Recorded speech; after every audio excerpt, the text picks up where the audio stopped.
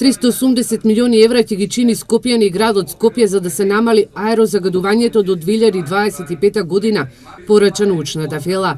Александар Дединец од Ману вели дека направени се истражувања, а тие на градот Скопје и на граѓаните им предлагаат 3 мерки. Едната мерка е ефикасни домови, односно изолација на домовите, втората е обнова на уредите кои се користат за грејење и третата мерка е приклучување кон топлификацијскиот систем, односно поголемо искористување на топлификацијскиот систем. И тоа според некои наши пресметки излегува околу 380 милиони евра или отприлика, значи во овој период 2017-2025 година или по 50 денари дневно секој семејство во Скопје треба да одвојува за да се реализираат овие мерки. Со овие мерки аерозагадувањето ќе се намали за 50% до 2025 година, но доколку сите инвестираат и ги променат своите навики.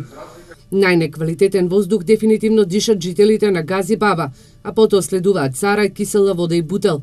Последиците од загадувањето, неодењето на работа, училиште, градинка, здравствените последици врз граѓаните ја чинат државата 325 милиони евра на годишно ниво. Макрадули забележа дека било која инвестиција по 325 милиони евра ќе значи дека е исплатлива. И затоа се ориентираме во насока на неколку полења, значи гасификацијата како еден од методите или техниките за да стигнеме до решение, енергетската ефикасност не само на училиштата, туку и на бизнис заедницата, за зеленувањето и промовирањето на велосипедскиот сообраќај како алтернатива. Така да сите мерки стимул она што е одлуката да се пристапи кон набавка на електрични автобуси. Анализите покажале дека граѓаните на Скопје кои се греат на дрва во текот на една зимска сезона во своите печки горат по една шума наводно, а Макрадули забележа дека фрапантен е податокот дека има граѓани кои се уште се греат на јаглен, стари лакирани паркети или пластични шишиња во кои има прегорено масло.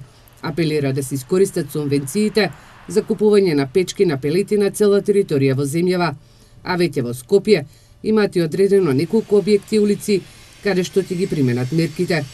Денешнава дебата се организираше на Штипскиот универзитет Гоце Делчев, каде што, како што рече Макрадули, научната фела има услови, а исто така и најмногу податоци за истражување во делот на аерозагадувањето.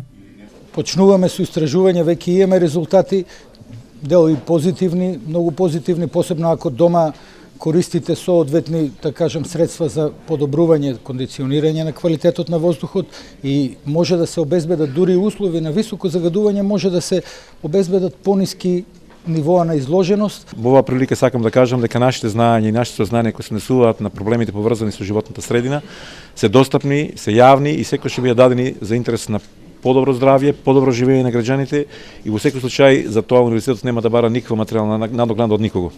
Универзитетските професори алармираат дека многу е вознемирувачки и страшен податокот на Светската здравствена организација. Оти на годишно ниво од загадување умираат околу 1300 граѓани. Токму и загадувањето е четвртиот убиец на луѓето.